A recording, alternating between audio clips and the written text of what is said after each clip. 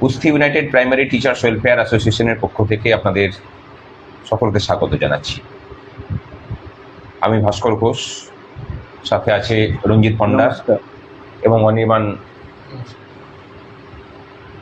আজকে যে বিষয় নিয়ে আপনাদের কাছে এলাম সেটা হলো যে আপনারা জানেন যে গত 1 সেপ্টেম্বর সুপ্রিম কোর্টে একটা মামলা ছিল। সেই মামলার প্রেক্ষিতে হয়তো বলাই যায় যে অযাচিতভাবেই একটা রায় আসে যে যারা এখন প্রাথমিক এবং উচ্চ প্রাথমিকে শিক্ষকতা করছেন, যারা টেট পাস করেননি তাদেরকে টেট পাস করতে হবে।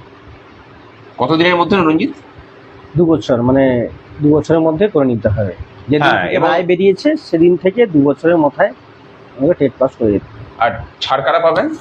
ছাড় পাবে 5 বছরের কম, যাদের সার্ভিস লাইফ 5 বছরের কম আছে তারা ছাড় পাবেন। তা খুব স্বাভাবিকভাবেই এটাকে নিয়ে একটা উথাল পাতাল তৈরি হলো গোটা দেশ জুড়ে। এবং আমরা কুস্তি ইউনাইটেড প্রাইমারি টিচার্স ওয়েলফেয়ার অ্যাসোসিয়েশনের পক্ষ থেকে যখন রায় বেরোলো, তারপরেই আমরা প্রখ্যাত আইনজীবী মাননীয় গোপাল সুব্রমণিয়ামজির সাথে আমরা কনফারেন্স করলাম এবং তার কাছে মতামত নিলাম। আমরা মতামত নিলাম বিকাশ রঞ্জন ভট্টাচার্যের কাছেও, এবং 2 আইনজীবী আমাদেরকে জানালেন যে এই রায়টার পুনর্বিবেচিত হওয়া উচিত। কারণ আইন যখন আসছে, বিশেষ করে সিভিল ল, সেই সিভিল ল আসার আগে যাদের নিয়োগ হয়ে গেছে তাদের উপরে এটা রেট্রোস্পেক্টিভ এফেক্ট হতে পারে না। সুতরাং তাদের কথা মতো আমরা তখন রিভিউ পিটিশন ফাইল করলাম। আমাদের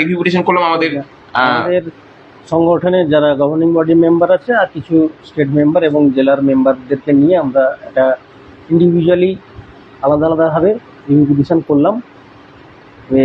সেটা এখনও ওপেন কোর্টে আসেনি, পরবর্তীতে হয়তো আসবে কিনা ভাস্করদা অবশ্যই বলবেন, ব্যাপারটা ডিটেলসে ভাস্করদাই বলবেন, বলছেন। বিষয় হলো যে তখন আমাদের স্ট্র্যাটেজিক্যালি আমরা ঠিক করলাম যে আমাদের নেতৃত্বদেরকে দিয়ে আমরা একটা মামলা করাবো এবং সেই মামলাটা রিভিউ পিটিশন হবে। তারপরে মামলাটা ওপেন কোর্টে এলে পরে তখন সংগঠনকে নিয়ে আমরা আবার মামলাতে ঢুকবো আবার নতুন করে।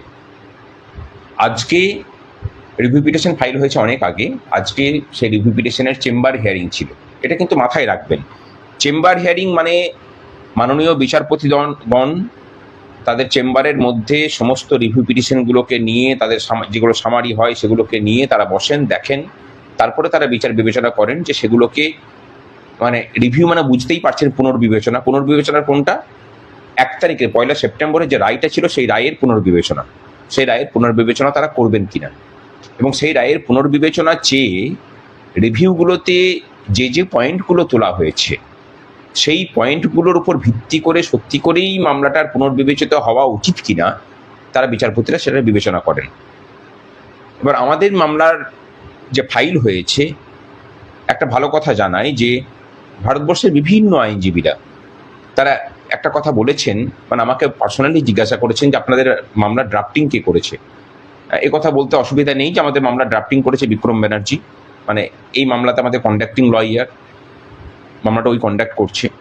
তা সকলেই বলেছে যে অসাধারণ মানে ড্রাফটিং হয়েছে।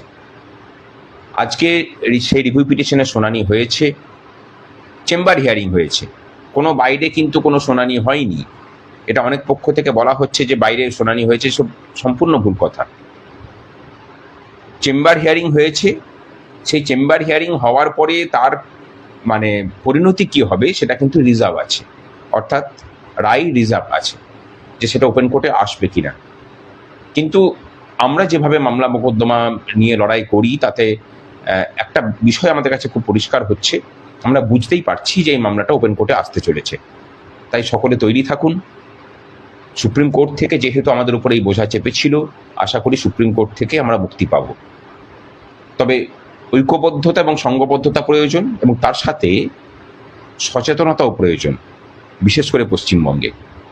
এখানে আপনি আমি বিপদে পড়লে আমাদের বিপদের আগুনকে আরও একটা গনগনে করে আমাদেরকে আরও কি করে ঝলসে মারা যায় তার প্রচেষ্টা কিন্তু সকলেই করেন। আপনি যখন জ্বলে মরে পুড়ে যাচ্ছেন তখন আপনাকে শীতল বাতাস দিয়ে কিভাবে একটু আরাম দেবে সেই মানুষের সংখ্যা কিন্তু খুব কম। আর আমরা সেই কাজটাই করি।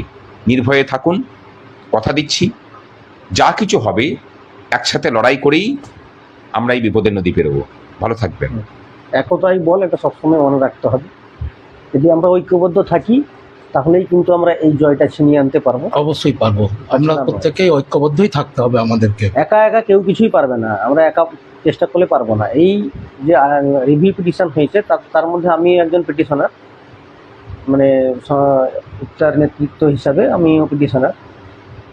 তো দেখা যাক কতটা আপনারা সঙ্গ দিন, কতদিন যাই দেখা যাক। আর এই লড়াইটা কিন্তু আমরা করছি শুধুমাত্র প্রাথমিক শিক্ষকদের জন্য নয়, লড়াইটা করছি প্রাথমিক শিক্ষক এবং উচ্চ প্রাথমিকের শিক্ষক শিক্ষিকা সকলের জন্য। ঐক্যবদ্ধ থাকুন, কথা দিচ্ছি সকলকে এই বিপদ থেকে রক্ষা করা যাবে। ভালো থাকবেন। ভালো থাকবেন, ধন্যবাদ।